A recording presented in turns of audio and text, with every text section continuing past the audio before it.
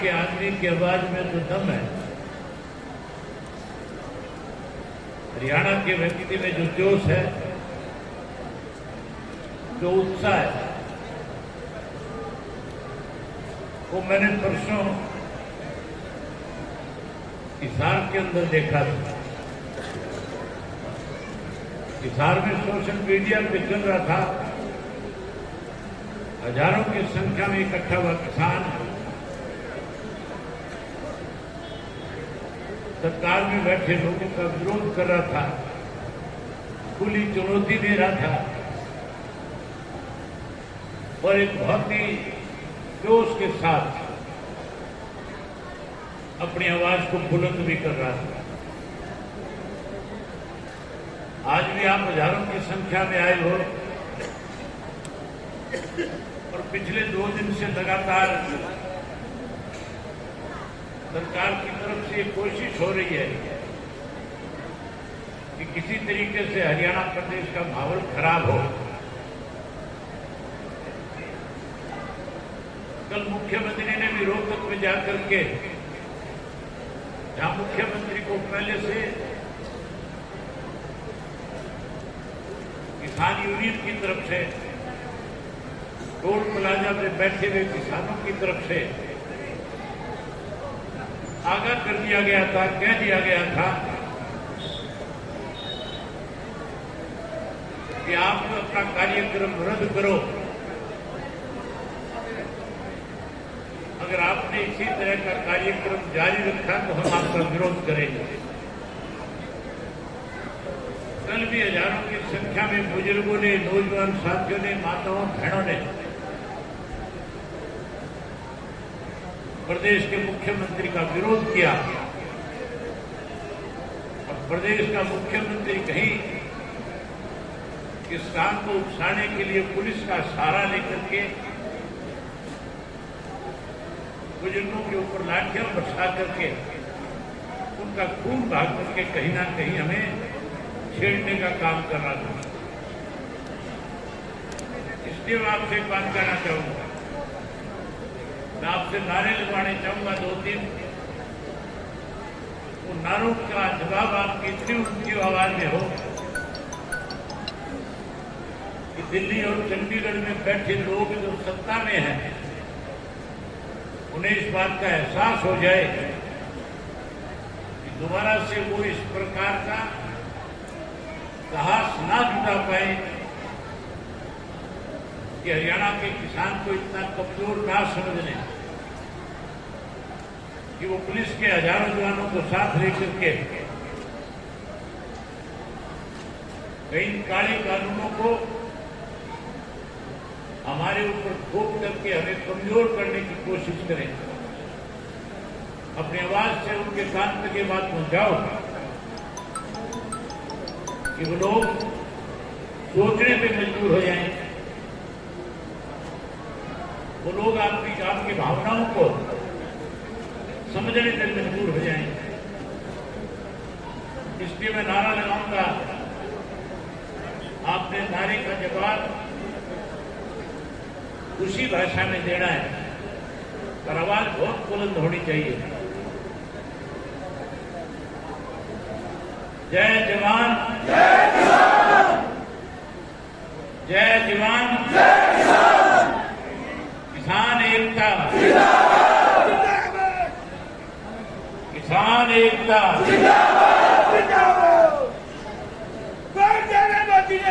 किसान मजदूर का भाईचारा, किसान मजदूर एकता। हेलो, आप काफी लंबे समय से बैठे हो, हेलो, काम का समय है, कौन लग रही है लाइव ये है। फसल की कटाई जोरों पे है, कोई नहीं तो उसके बाद भी आप इतनी बड़ी संख्या में आए, आहो, आपने इतनी बड़ी संख्या में आकर के जहां अपनी एकता का परिचय दिया, वहीं आज आपने हजारों की संख्या में इकट्ठा होकर के फिर से किसान आंदोलन को ताकत देने का काम किया। इसके लिए आपका आभार व्यक्त करता हूं।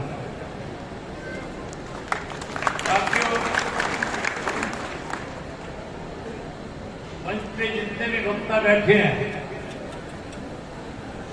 जितने भी हमारी बहनें बैठी हैं, जितने भी किसान नेता बैठे हैं, इन सब साथियों ने खुल करके आपके सामने सारी बातें रखी। मैं बलराज सिंह सब्बरवाल जी का इस बात के लिए आभारी हूं कि उन्होंने इतने काम के समय में आपको यहां बुला करके इन सब नेताओं को आपके रूबरू करा करके कृषि के काले कानून जो देश की सरकार ने बनाई, उन कानूनों को क्या क्या उस कानूनों में जो उन्होंने किसान को कमजोर करने के लिए जो कानूनों में लिख करके दिया, उसके बारे में चर्चा करी, आपको बताया। आज 4 महीने से ज्यादा का समय हो गया, पंजाब से किसान चल करके हरियाणा में आया। जब हरियाणा की सीमाओं के अंदर किसान आ रहा था तो देश की केंद्र की सरकार की तरफ से गोदी मीडिया से लिखाया गया था, कहा गया था, टेलीविजन में इस बात को लेकर के प्रचार किया गया था कि पंजाब से जो किसान चल करके आए हैं ये खालिस्तान के समर्थक हैं, ये उग्रवाद के समर्थक हैं। उस आंदोलन को बदनाम करने के लिए, कमजोर करने के लिए मोदी मीडिया ने खालिस्तान और उग्रवाद का नाम देकर के उस आंदोलन को बदनाम करने की कोशिश करी। उसके बाद हरियाणा के लाखों किसानों ने, जब पंजाब के किसान साथ खड़े होकर के उस हरियाणा की दिल्ली के साथ सटी हुई सीमाओं के ऊपर न केवल उनको समर्थन दिया बल्कि एक बड़ी ताकत के रूप में जब उनके साथ खड़े हुए तो इसी गोदी मीडिया ने कहना शुरू कर दिया, पंजाब और हरियाणा के चंद किसान जो है कृषि के 3 कानूनों का जिनमें हमने सुधार किया उसका विरोध कर रहा है। और ये भी कह दिया कि चाइना का सपोर्टेड है, कहीं ना कहीं चाइना इसमें फंडिंग करके हमारे देश को तोड़ना चाहती है। जब जब भी उन्होंने अपनी तरफ से इस किस्म के प्रयास किए कि आंदोलन कमजोर पड़े, इस देश का किसान इस बात को लेकर के जागरूक हुआ और देश के किसान ने बॉर्डर के ऊपर अपनी ताकत बढ़ानी शुरू कर दी। आहिस्ता आहिस्ता उत्तर प्रदेश के किसान ने भी इसको समर्थन दिया। वहीं राजस्थान के किसान ने गाजीपुर के बॉर्डर पे बैठ करके इस किसान आंदोलन का समर्थन किया। पलवल की सीमा के ऊपर मध्य प्रदेश से सैकड़ों हजारों की संख्या में किसान ने आकर के इस किसान आंदोलन को ताकत देने की काम करी। आज साथियों, ये केवल 4-5 राज्यों का आंदोलन नहीं, आज ये पूरे भारतवर्ष के जन जन का आंदोलन बन चुका है।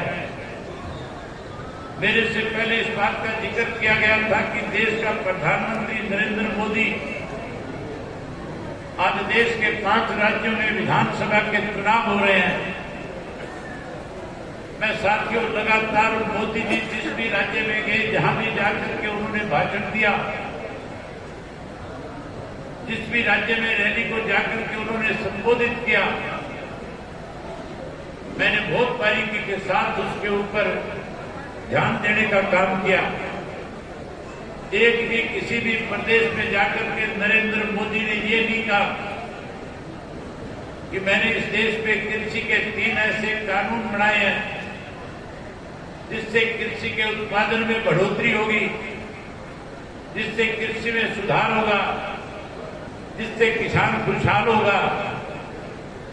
आप लोग कृषि के 3 कानूनों पे मोहर लगा करके भारतीय जनता पार्टी को यहां से विजयी बनाओ।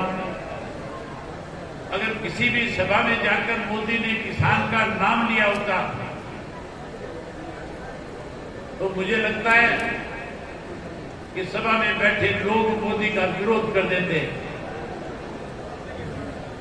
जहां साथियों 5 राज्यों के किसान ने फैसला कर लिया कि भारतीय जनता पार्टी और भारतीय जनता पार्टी के सहयोगी जहां कहीं से भी चुनाव लड़ेंगे, हम उनको चुनाव के अंदर सबक सिखाने का काम करेंगे। वहीं आज पंजाब में, हरियाणा में, राजस्थान में, उत्तर प्रदेश में इस किस्म के हालात हैं कि भारतीय जनता पार्टी का कोई भी नेता या उसकी सहयोगी पार्टी का कोई भी नेता आज लोगों के बीच में जाकर के ये बात नहीं समझा सकता कि कृषि के कानून जो बनाए गए हैं,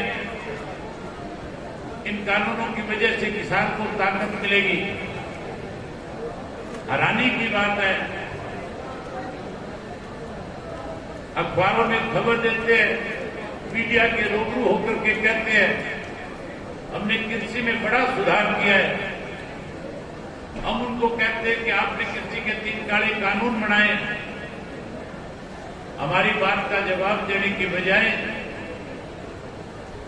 कहीं अपने कमियों को, खामियों को छुपाने के लिए दीपकपोती करने का काम कर रहे हैं। आज हरियाणा प्रदेश में भाजपा और जनता की सरकार को बड़े करीब 1.5 वर्ष हो गया। साथियों, जिस भारतीय जनता पार्टी को हरियाणा प्रदेश के लोगों ने एक फैसला ले लिया था कि हम बीजेपी की सरकार को सत्ता से बाहर करने का काम करेंगे, वहीं अनेक राजनीतिक दलों के लोग आपके बीच में आकर के कहा करते थे कि अगर आपने हमारी मदद करी, हमारी पार्टी को सत्ता सौंपने का काम किया, तो जो 75 पार का नारा लगा रही है, हम इसको यमुना पार करवाने का काम करेंगे।